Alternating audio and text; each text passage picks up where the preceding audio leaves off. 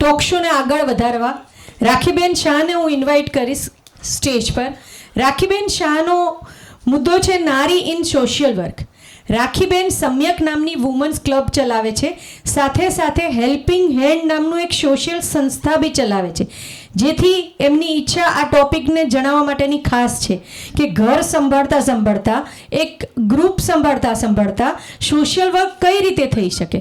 મને તો પહેલો જ સવાલ એવો આવે રાખીબેન કે સ્ત્રીઓ આટલું બધું ઘરે કામ કરે, બહાર બી કામ કરે, તો સોશિયલ વર્ક કઈ રીતે થઈ શકે એનાથી? Time management.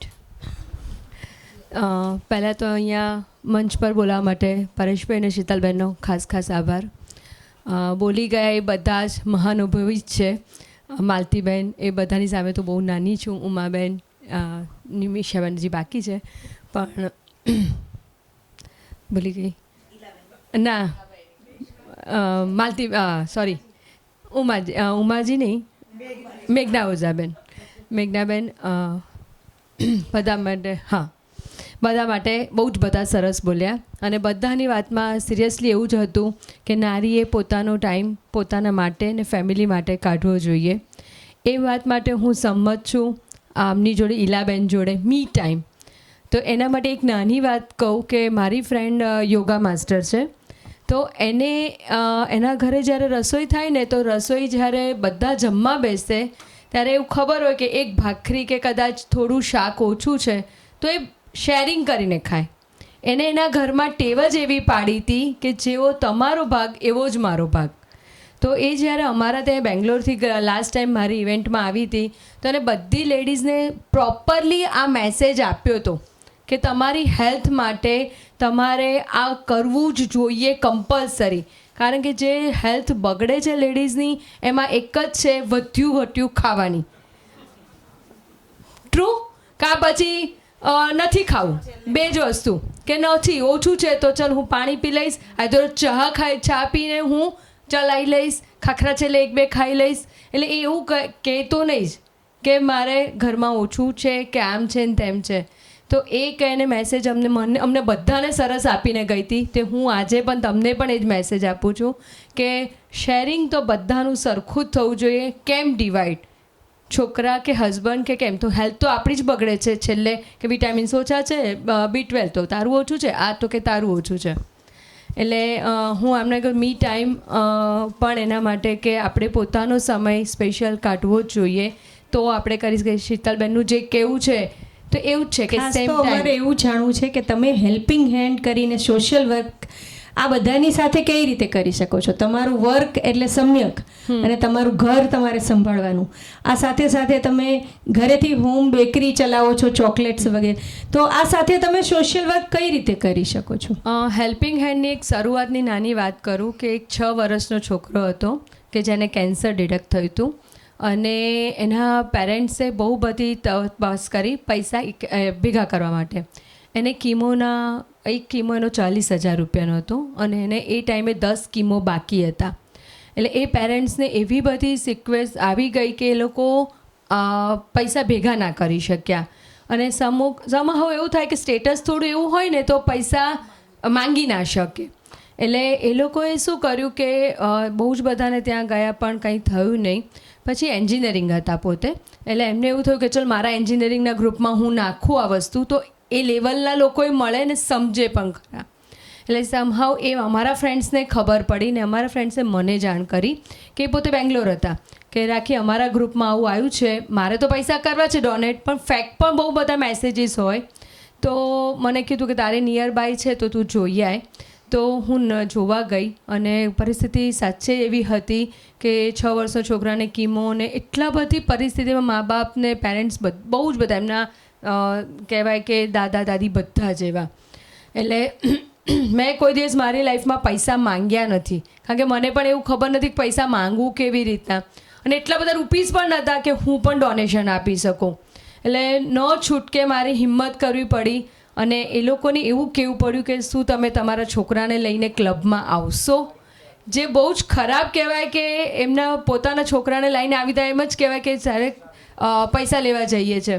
પણ મારે એવું કહેવું જ પડ્યું એમને કે મેં હું પૈસા કેવી રીતના ઉઘરાવીશ? આટલા બધા 10 કીમો બાકી છે, 40,000નો એક છે, હું કેવી રીતના ઉઘરાવીશ?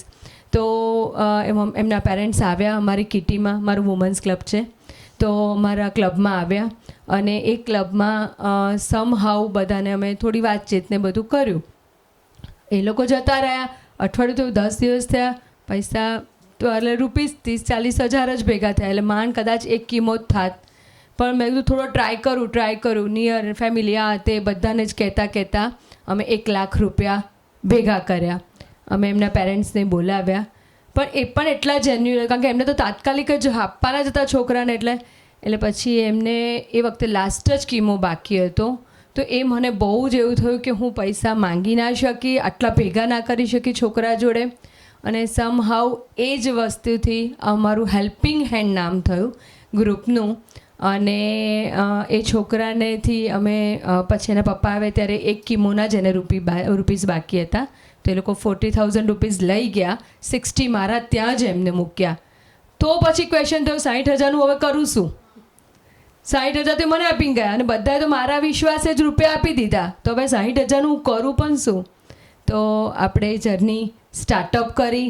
સમહાઉ પાછું 2 મહિના 3 મહિના એટલીસ્ટ 6-8 મહિના જેવું થયું. છોકરાને ફરી કેન્સરનું ઉથલો આવ્યો અને એને 28 બોટલની જરૂર પડી બ્લડની. હવે અમે પહેલી જ વાર બ્લડ કેમ્પ શરૂ કર્યો હતો, પણ એ વખતે અમને પણ ખબર નથી કે બ્લડ આપીએ આપણે તો બધી કૂપન્સ કંઈક આપે, એવું ખબર પણ પડતી નથી કે કૂપન્સ શું હોય ને આ શું હોય. તો અમે તો બોટલ કરી હતી. એ વખતે મારી ફર્સ્ટમાં 108 બોટલ અમે બ્લડની ભેગી કરી હતી અને મારી બધી જ કૂપન એમની પાસે જમા હશે. હવે મારું સ્ટેટસ પર ચડાવવું કે આવી રીતના બ્લડ કેમ્પ મારું આવે છે. અને એ જ અંકિતભાઈએ મારું જોઈ રાખ્યું હતું સ્ટેટસમાં કે રાખીબેન બ્લડનું કરે છે તો કદાચ મને કંઈક કામ લાગી જાય. તો એમનો મને ફોન આવ્યો કે રાખીબેન એમ કે છોકરાને 28 બોટલ જોઈએ છે. હવે 28 બોટલ મને તો કંઈ ખબર પણ ના પડે. એટલે મેં તું સારું હું વાત કરું છું અમારા બ્લડ બેંકમાં કે આવી રીતના છે. અને એક જ મહિનો લાસ્ટ કે અમારી બધી કૂપન કેન્સલ થતી હતી.